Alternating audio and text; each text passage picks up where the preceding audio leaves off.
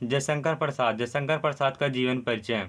इस तरह से हम हेडिंग डालेंगे, जीवन परिचय, और ऊपर जयशंकर प्रसाद।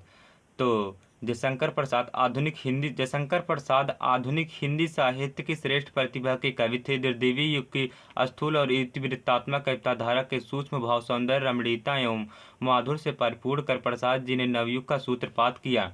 ये छायावाद के प्रवर्तक, नायक तथा प्रतिनिधि कवि होने के साथ साथ ही नाटककार एवं कहानीकार भी रहे। प्रसाद जी का जन्म 30 जनवरी 1889 ईस्वी काशी के सुगनी साहू नामक प्रसिद्ध वैश्य परिवार में हुआ था। छोटी अवस्था में ही पिता बड़े भाई के देहांत हो जाने के कारण इनका शिक्षा का क्रम शीघ्र टूट गया।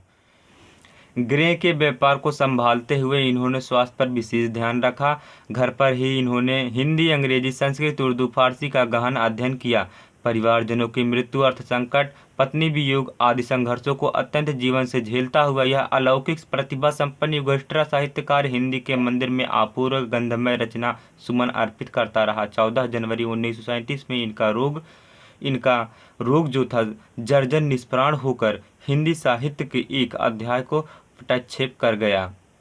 तो इनका रचनाएं क्या क्या है इसको समझ लेते, जबकि आधा नंबर यही पूरा छाप देता है। प्रमुख रचनाएं। इनकी प्रमुख रचनाएं निम्नमत है। प्रमुख काव्य कृतियां: चित्राधार, कानन कुसुम, झरना, लहर, प्रेम पथिक, आंसू, कामायनी आदि। नाटक: राजश्री, विशाख, जन्मेजय का नागयज्ञ, अजातशत्रु, चंद्रगुप्त, स्कंदनगुप्त, ध्रुवस्वामिनी। लेखन विधा: काव्य, नाटक, उपन्यास, निबंध। इनमें एक और तरीका आप लोगों का जीवन परिचय लिखने का, जबकि बहुत छोटा तरीका। यहाँ से देखो, मैंने पहले से ही टिक लगा कर रखा था। प्रसाद जी का जन्म 30 जनवरी 1889 ईस्वी काशी के सुगनी साहू नामक प्रसिद्ध वैश्य परिवार में हुआ था। छोटी अवस्था में ही पिता बड़े भाई के देहांत हो जाने के कारण इनका शिक्षा का क्रम शीघ्र टूट गया। गृह के व्यापार को संभालते हुए इन्होंने स्वास्थ्य पर विशेष ध्यान रखा। घर पर ही इन्होंने हिंदी, अंग्रेजी, संस्कृत, उर्दू, फारसी का गहन अध्ययन किया। परिवार जनों की मृत्यु, अर्थ संकट, पत्नी वियोग आदि संघर्षों को अत्यंत जीवन से झेलता हुआ यह अलौकिक प्रतिभा संपन्न युगोत्तर साहित्यकार हिंदी के मंदिर में अपूर्व गंधमय रचना सुमन अर्पित करता रहा। 14 जनवरी सन 1937 में इनका रोग जर्जर शरीर निष्प्राण होकर हिंदी साहित्य को एक अध्याय को पटच्छेद कर गया। और फिर आगे क्या होगा? रचनाएं कैसे हैं?